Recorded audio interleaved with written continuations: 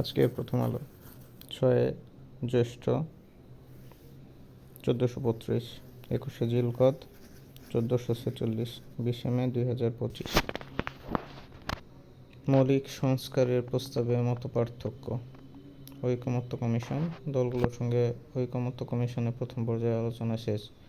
2 মাসে 33টি দলের সঙ্গে আলোচনা। দ্বিতীয় পর্যায়ে আলোচনা শিগগিরই শুরু। যেসব বিষয়ে মতপার্থক্য হচ্ছে: প্রধানমন্ত্রীর ক্ষমতা কমানো সংক্রান্ত, এক ব্যক্তি দুবারের বেশি প্রধানমন্ত্রী নয়, জাতীয় সাংবিধানিক কাউন্সিল গঠন, সংসদে দলের বিপক্ষে ভোটের স্বাধীনতা।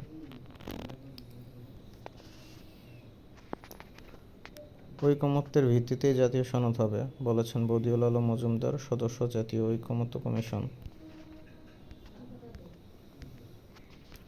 কক্সবাজার থেকে হেঁটে এভারেস্টে চূড়ায় শাকিল।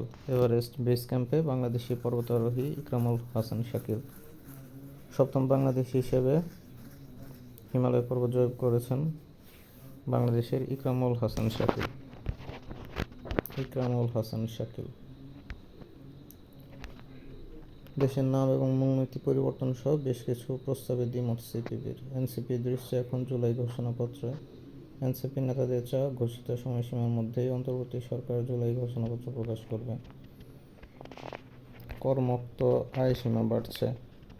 বর্তমানে বার্ষিক আয় 3.5 লাখ টাকা পর্যন্ত করমুক্ত আয় সীমা রয়েছে।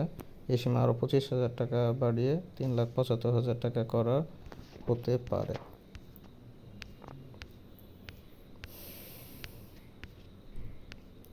নির্বাচন ছাড়া বিনিয়োগ হবে না, বলেছেন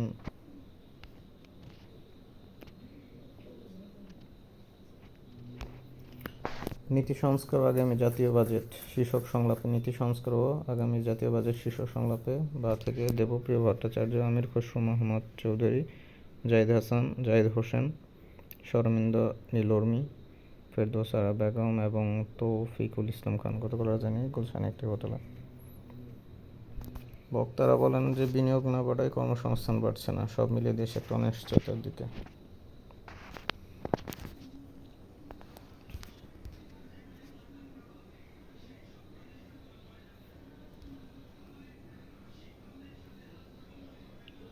বেশি ক্ষতিগ্রস্ত হবেন ছোট ও মাঝারি রপ্তানিকারকেরা।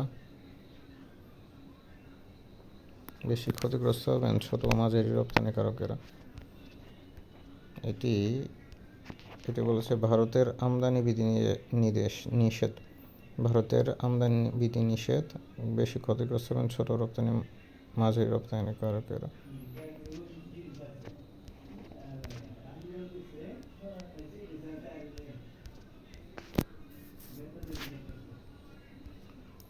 নাগরিক কোয়ালিশন 7 প্রস্তাব কেন গুরুত্বপূর্ণ? ঐকমত্য। সংস্কারের সঙ্গে সঙ্গে সংবিধান সম্মতভাবে সংস্কারের সম্পূর্ণ রোডম্যাপ নিয়ে ঐকমত্য গড়ে তোলা অত্যন্ত জরুরি। সম্প্রতি নাগরিক কোয়ালিশন সংবিধানের সংস্কারের 7টি প্রস্তাব এবং 2টি রোডম্যাপ দিয়েছে। 7টি প্রস্তাবের মধ্যে 1 নম্বর হচ্ছে জুলাই সনদ, 2 নম্বর হচ্ছে জাতীয় সংসদ উচ্চকক্ষ প্রতিষ্ঠা, 3 নম্বর সাংবিধানিক নিয়োগ, 4 নম্বর তত্ত্বাবধায়ক সরকার ব্যবস্থা, 5 নম্বর প্রধানমন্ত্রীর মেয়াদ সীমা, 6 নম্বর সংসদ পরিচালনা, 7 নম্বর নারীদের সরাসরি নির্বাচন। এছাড়া প্রস্তাবিত 2টা রোডম্যাপ দেওয়া হয়েছে।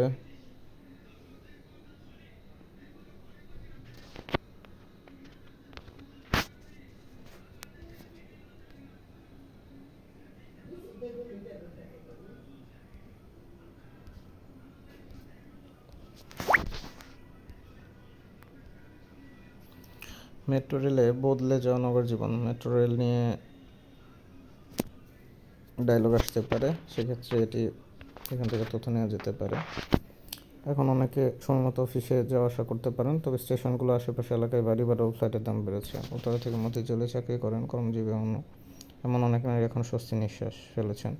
মিরপুরে একাধিক শপিং সেন্টার, নামি দামি পোশাকের ব্র্যান্ড, বহুতল ভবন, খাবারের দোকান গড়ে উঠেছে। এটার প্রভাবগুলো কী কী পড়েছে? 1 নম্বর হচ্ছে ওয়ারি থেকে অফিস করা যায়, সাংস্কৃতিক সেতু তৈরি হয়েছে, স্বস্তির নাম বিজয়ী সরণি, বাড়ি ভাড়া না গেলে বাইরে, মেট্রো ম্যানার। বিশ্ব পরিমাপ দিবস হচ্ছে 20 মে, ওয়ার্ল্ড মেট্রোলজি ডে।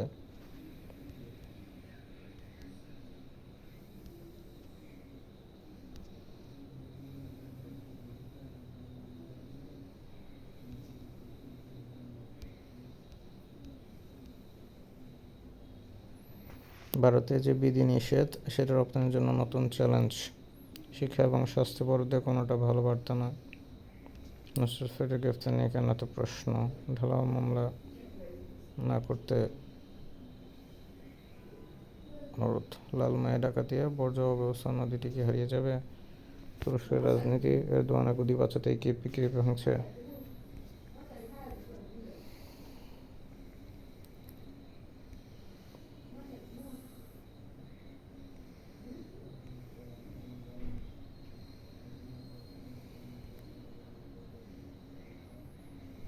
শ্রমিক অধিকার ও সুরক্ষায় কাজ করবে বেবজেও আইএলও।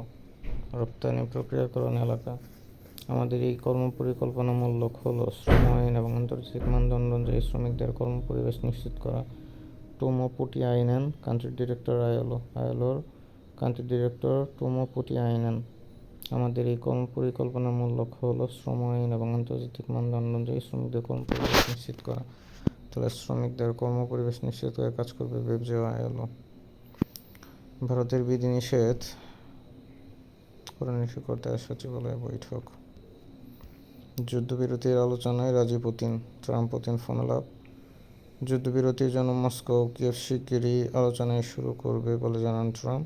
পুতিনের সঙ্গে ফোনালাপের সঙ্গে জেলনাসির সঙ্গে কথা বলেন ট্রাম্প। আলোচনা শুরু করতে যুক্তরাষ্ট্রের সহায়তা জানান ট্রাম্পকে ধন্যবাদ জানান পুতিন। ফোনালাপে যুক্তরাষ্ট্র ও রাশিয়া সম্পর্ক নিয়েও আলোচনা হয়েছে বলে জানিয়েছেন ক্রেমলিন। ইউরেনিয়াম সমৃদ্ধকরণ চালিয়ে যাবে ইরান। আন্তর্জাতিক রাজনীতি। পুকুর চিকিৎসা ঢাকার 31 পুকুর, 58টি পুকুরের মধ্যে 31টি ভরাট হয়ে গেছে। 20টি পুকুরের জমির পুরো এবং সে অবৈধ দখলদার বিভিন্ন ব্যক্তি ও বেসরকারি প্রতিষ্ঠান। 3টি পুকুরের জায়গায় নির্মাণ করা হয়েছে সরকারি প্রতিষ্ঠানের কার্যালয়। সরকারিভাবে 3টি পুকুর জায়গায় সরকারি প্রতিষ্ঠান ও সংস্থাকে দেওয়া হয়েছে।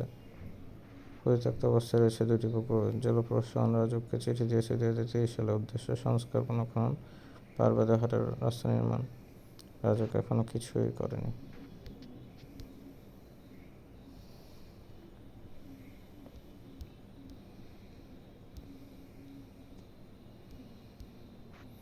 বেড়েছে বেকার, কমেছে কর্মজীবী। ডিসেম্বরের শেষে দেশে বেকার সংখ্যা দাঁড়িয়েছে 27 লাখ। কর্মজীবীর সংখ্যা কমে হয়েছে 5,62,00,000।